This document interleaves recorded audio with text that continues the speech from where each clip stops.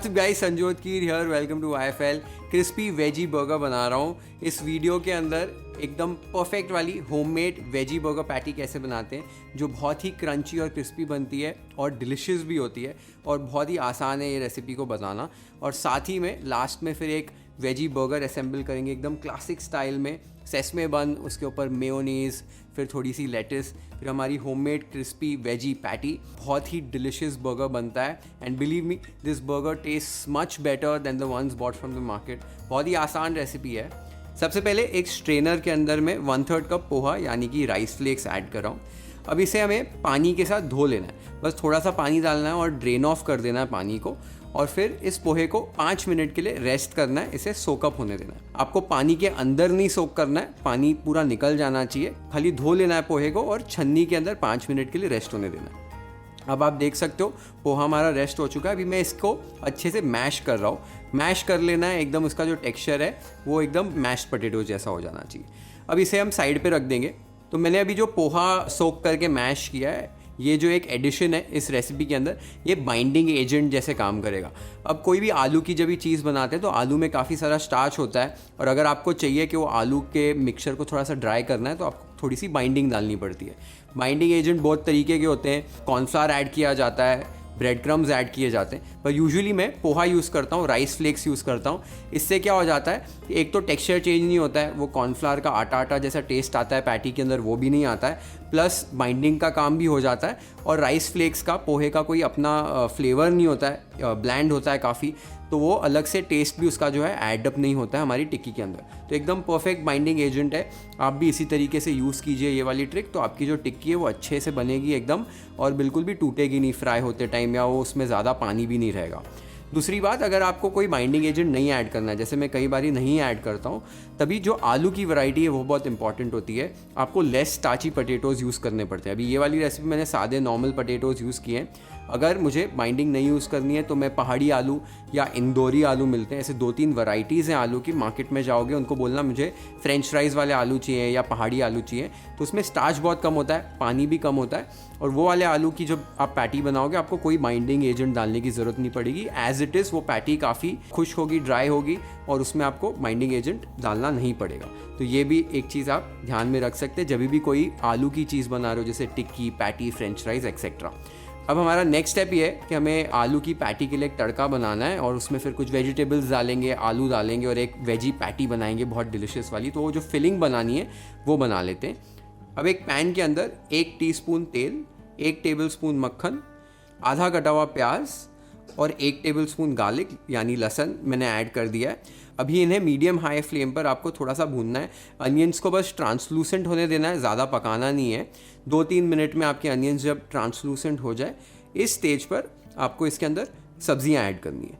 तो मैंने यहाँ पर 1/3 कप फ्रेंच बीन्स, 1/3 कप गाजर, 1/3 कप मटर जो मैंने उबाल के रखे हुए हैं, और 1 से 2 हरी मिर्च ऐड कर दिए।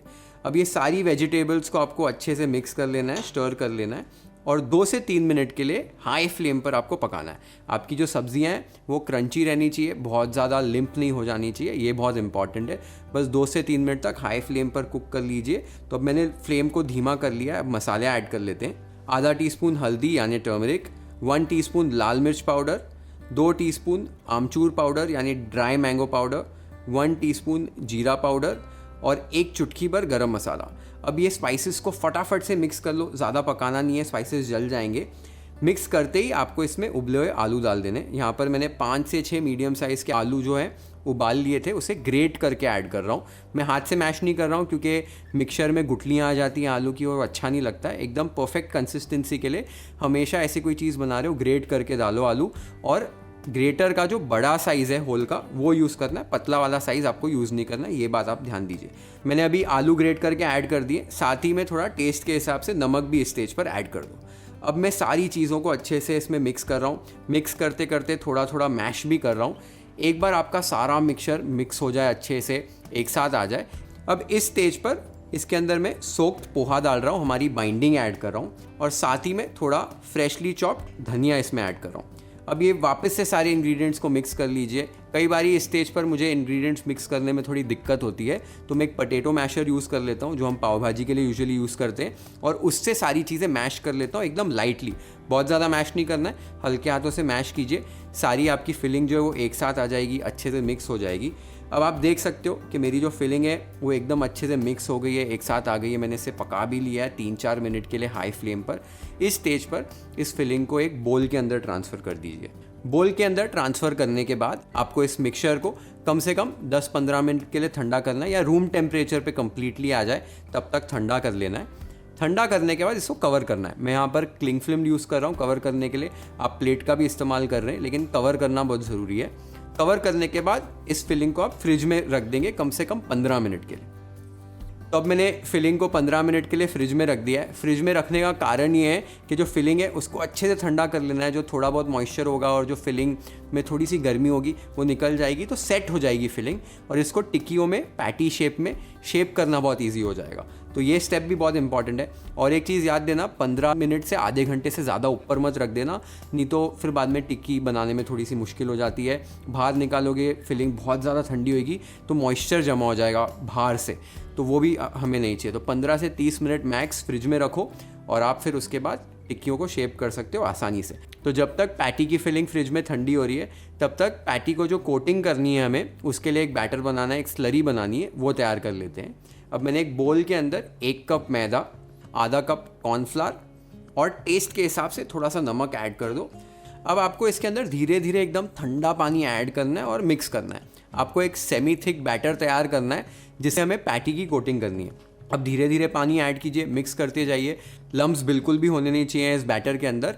अब आप देख सकते हो मेरा जो बैटर है वो परफेक्ट कंसिस्टेंसी आ गई है, एकदम सेमी थिक बैटर बन चुका है। अब मैं इसके अंदर थोड़ा सा तेल यूजुअली ऐड करता हूँ, वो भूल गया था, तो यहाँ पर मैंने 1 टेबलस्पून तेल ऐड कर दिया है और फटाफट से फिर से इसे मिक्स कर रहा हूँ। अभी मेरा सेमी थिक बैटर रेडी हो गया है। अब इस बैटर में आपको एक चीज़ का ज़रूर ध्यान देना है, इसकी कंसिस्टेंसी बहुत इंपॉर्टेंट है। ये बहुत ज़्यादा थिक हो गई तो आपकी जो पैटी है उसके ऊपर बहुत एक थिक लेयर आ जाएगा कोटिंग का जब आप फ्राई करोगे। हल्की हल्की कच्ची भी रहेगी कोटिंग और मज़ा नहीं आएगा खाने में। और एकदम पतला बैटर आपने अगर बनाया तो ब्रेड क्रम्स अच्छे से चिपकेंगे नहीं और फ्राई करते टाइम आपकी टिक्की टूट सकती है या तेल पी जाएगी। तो ये बैटर का सेमी थिक कंसिस्टेंसी में होना बहुत ज़रूरी है, इस बात का आप ध्यान दीजिए। तो मैंने अभी जो फिलिंग रखी थी फ्रिज के अंदर ठंडी करने के लिए, वो ठंडी हो चुकी है। अभी मैं इसे फ्रिज से निकाल कर शेप कर रहा हूँ। शेप करने के लिए थोड़ी सी फिलिंग अपने हाथों में ले लीजिए और एक राउंड बॉल बना लीजिए। बॉल बनाने के बाद थोड़ा प्रेशर अप्लाई करके एक टिक्की का शेप देना है। बर्गर की पैटी जो शेप की होती है वैसा शेप दे देना है। एक डिस्क बना लेनी है। डिस्क बनाने के बाद इसे प्लेटफॉर्म पे रखिए। थोड़ा बहुत आपको ट्वीक करना है, शेप तो कर सकते हैं। और अपना बन का साइज़ चेक कीजिए। टिक्की का आपका जो साइज़ है वो बर्गर बन से थोड़ा सा छोटा होना चाहिए, क्योंकि जब भी आप इसकी कोटिंग करेंगे तो ये टिक्की का साइज़ थोड़ा सा बड़ा हो जाएगा। तो अभी मैं बर्गर बन इसके ऊपर रख के चेक कर रहा हूँ कि मेरी पैटी का साइज़ बराबर है कि नहीं। आप देख सकते हो पैटी का साइज़ थोड़ा सा छोटा है बर्गर बन से और ये परफेक्ट साइज़ है। अब इस स्टेज पर आपको पैटी को कोट कर लेना है। कोटिंग करने के लिए सबसे पहले एक बोल में पैन को ब्रेड क्रम्स ऐड कर रहा हूँ। इसे फिर थोड़े से नमक के साथ और थोड़ी सी काली मिर्च के साथ सीज़न कर रहा हूँ। जब भी आप ब्रेड क्रम्स यूज़ करें थोड़ा सा सीज़न कर लीजिए, अच्छा फ्लेवर आता है उसका। सबसे पहले पैटी को आपको बैटर के अंदर डिप करना है। एकदम हल्के हाथों से कोट कर लीजिए, ज़्यादा हैंडल नहीं करना है। निकाल कर एक्सेस जो बैटर आपका ड्रेन ऑफ हो जाए, इमीडिएटली ब्रेड क्रम्स के अंदर डाल देना है। ऊपर से भी ब्रेड क्रम्स हल्के हल्के डाल दीजिए और फिर अच्छे से सभी बाजू से ब्रेड क्रम्स से कोट कर लीजिए। हल्के हाथों से कोट कीजिए, ब्रेड क्रम्स पूरी पैटी पे लग जाएं तो आपकी जो पैटी है वो रेडी हो गई है फ्राई करने के लिए। आप देख सकते हो हमारी पैटी जो एकदम परफेक्ट लग रही है और फ्राई करने के लिए रेडी है। अब आपकी एक बार पैटीज़ आपने कोट करके रख ली हैं तो आप इसे डायरेक्टली फ्राई कर सकते हो। और भी काफ़ी सारे लोग पूछते हैं कमेंट्स में हम स्टोर कैसे कर सकते हैं। स्टोर करना बहुत ही इजी है इन पैटीज़ को। इस स्टेज पर आपने ब्रेड क्रम्स लगा लिए पैटी के ऊपर, उसके बाद जिपलॉक बैग्स में या डब्बों के अंदर बीच में एक एक पैटी के एक बटर पेपर की शीट रख दीजिए और फिर फ्रोज़न कर दीजिए, फ्रीज़र में रख दीजिए। 2 हफ्ते तक आराम से टिक जाती है। और एक टिप दे रहा हूँ, अगर आप फ्रोज़न करना चाहते हो इन बर्गर पैटीज़ को तो एक चीज़ का आपको ध्यान देना है, जो मैंने प्याज और लहसुन यूज़ किया था फ्रेश वाला हमारी पैटी के अंदर, वो आप नहीं यूज़ करेंगे। उसके बदले आप इसके अंदर गार्लिक पाउडर और अनियन पाउडर यूज़ कीजिए।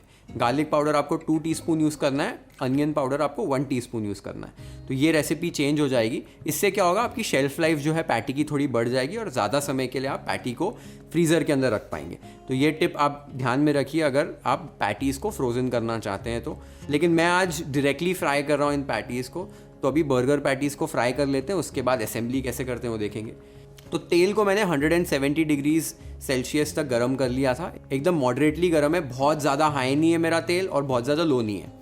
लो होएगा आपका तेल तो आपकी जो बर्गर पैटी है तेल पी जाएगी, और बहुत ज़्यादा हाई होगा तो बाहर से कलर बहुत जल्दी आ जाएगा और अंदर से ठंडी रह जाएगी।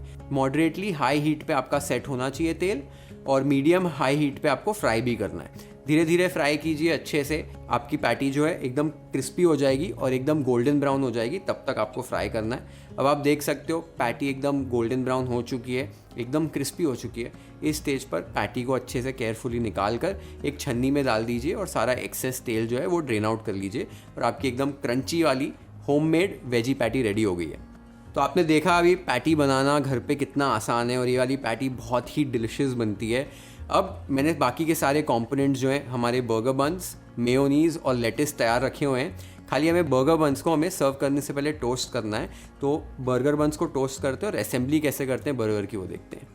एक गरम पैन के ऊपर थोड़ा सा बटर लगाइए और कटे हुए साइड्स पे आपको टोस्ट करने। बर्गर बन्स को तवे के ऊपर रख कर थोड़ा सा प्रेशर दीजिए, प्रेशर देते हुए उसे सेकिए। प्रेशर थोड़ा सा रखेंगे बर्गर बन पे तो इवन कलर आता है एकदम बर्गर बन्स पे। अब आप देख सकते हो हमारे बर्गर बन्स परफेक्टली टोस्ट हो चुके हैं। तो हमारी टिक्की रेडी है, बर्गर बन्स हमने टोस्ट कर लिए हैं। अभी असेंबल कैसे करते हैं बर्गर को वो देख लेते हैं।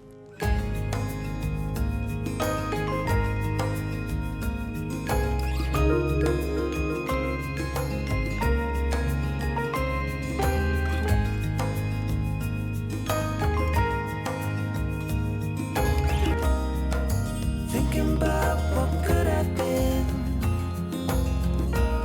and all the moments that I've missed. But one thing that I'm sure of is that you are the one, the only one for me.